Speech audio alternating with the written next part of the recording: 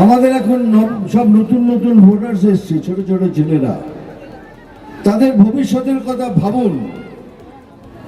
শুধু মিথ্যা প্রচারে, মিথ্যা কথা শুনে ভোট করবেন না। বিরোধীদের বিসর্জন, আমাদের বিসর্জন তো কি হবে?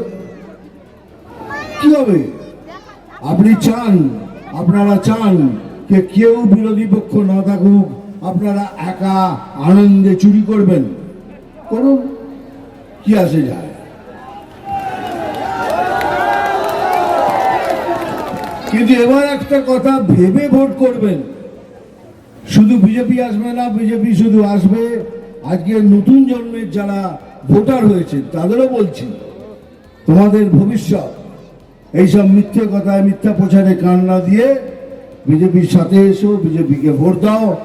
কথা দিচ্ছি, এটা নতুন সুন্দর বাংলা আমরা প্রদান করব, এটাই মোদিজির গ্যারান্টি। মিঠুন চক্রবর্তী, ব্যক্তি মিঠুন চক্রবর্তীকে আমি শ্রদ্ধা করি, কিন্তু দুর্নীতির অভিযোগে আকণ্ঠ ডুবে থাকা মিঠুন দা, পরিবারের বিষয়টা আনলাম না, মা বোনেদের কথা বলছেন, সন্দেশখালী নিয়ে কথা বলছেন। আপনার স্ত্রী আর পুত্রের বিরুদ্ধে এক মহিলা কি অভিযোগ করেছিলেন?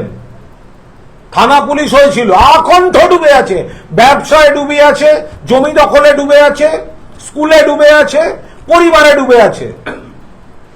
বিজেপি খুঁজতে গেছিল একটা অন্য দাদা, সে দাদা রাজি না হয় একটা ভেজাল দাদা, 2 নম্বরই দাদা এনে ভোটে নামিয়েছে। মিঠুনদার ক্ষমতা থাকলে আগে নিজের এগেনস্টে করাপশনের অ্যালিগেশন গুলোর উত্তর দিক, ওকে গলায় কলার বকলস। মিঠুন চক্রবর্তী দুর্নীতিতে ডুবে, ওর গলায় কলার বকলস পরিয়ে বিজেপি ঘেউ ঘেউ করাচ্ছে। বাঁচার জন্য বিজেপিতে গেছে।